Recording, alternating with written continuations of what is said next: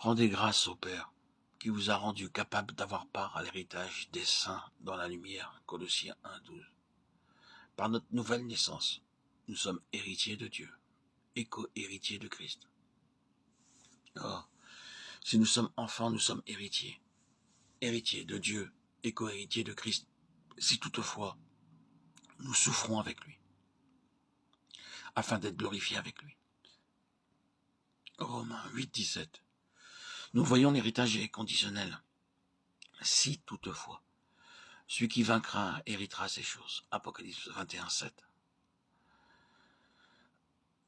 Nous sommes mis à part. L'héritage est lié à l'état de fils que nous devons atteindre. Je ne vois pas comment des enfants pourraient paître les nations avec une verge de fer. Apocalypse 2,27. Non. Tout cela fait partie de l'héritage pour ceux qui vaincront. Beaucoup de croyants ne veulent pas admettre l'éventualité de la perte possible de l'héritage. Cependant, les Écritures sont parfaitement claires à ce sujet. C'est pourquoi nous sommes exhortés à la vigilance et à marcher fidèlement en étant un avec le Seigneur dans sa volonté. L'exemple du peuple d'Israël nous est rappelé dans la première épître aux Corinthiens et dans celle aux Hébreux pour nous exhorter à persévérer et à courir dans la carrière afin de ne pas manquer notre entrée dans le royaume. Courons avec persévérance dans la carrière qui nous est ouverte, ayant les regards sur Jésus. Hébreux 12,2. Je viens bientôt. Retiens ce que tu as, afin que personne ne prenne ta couronne. Apocalypse 3,11. Voici les exhortations que j'adresse aux anciens qui sont parmi vous, moi aussi comme eux, témoins des souffrances de Christ, et participants de la gloire qui doit être révélée. 1 Pierre 5,1. Alors la nuée couvrit la tente d'assignation, et la gloire de l'Éternel remplit le tabernacle. Exode 40,34.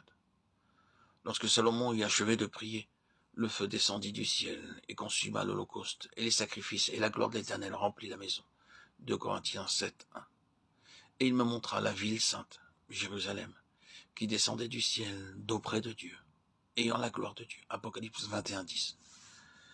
Nous voyons que la gloire se trouve toujours en relation avec ce qui correspond à la pensée de Dieu, à ce qu'il désire, et qui a été réalisé en parfaite conformité avec ce qui a été révélé. Pour le tabernacle comme pour le temple, il est dit que la gloire remplissait la maison de Dieu.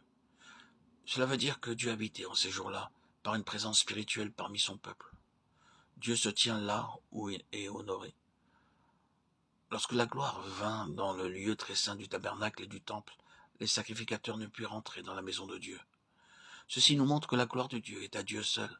Comprenez bien, si nous voulons voir la gloire de Dieu dans son Église aujourd'hui, nous devons tout d'abord l'établir comme notre tête suprême et lui laisser le soin de gouverner notre vie, de rechercher son plan pour son Église, en nous attendant à lui afin qu'il nous montre comment nous devons édifier sa maison spirituelle.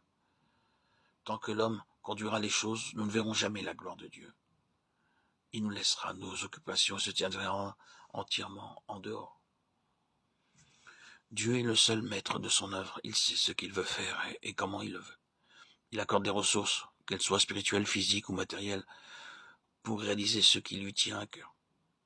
La gloire dont il nous rend participants doit commencer dans notre vie personnelle, car nous sommes individuellement sa demeure.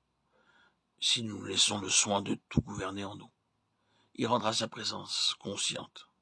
Mais cela implique, comme pour le tabernacle et le temple, l'exclusion de l'homme naturel, parce que lui seul doit être vu. En ces jours, son fardeau demeure la constitution de son Église selon le modèle céleste qui est en Christ, dont la finalité sera la sainte cité, ayant la gloire de Dieu. Cette sainte cité, ce sont les pierres vivantes entièrement livrées entre les mains de Dieu, vivant qui s'édifie en une maison spirituelle. Cette espérance merveilleuse nous permet de vivre dans la perspective de cet événement glorieux. Lorsqu'il paraîtra, nous serons semblables à lui, parce que nous le verrons tel qu'il est. 1 Jean 3,2. Lorsqu'il viendra en ce jour-là pour être glorifié dans ses saints et admiré dans tous ceux qui auront cru.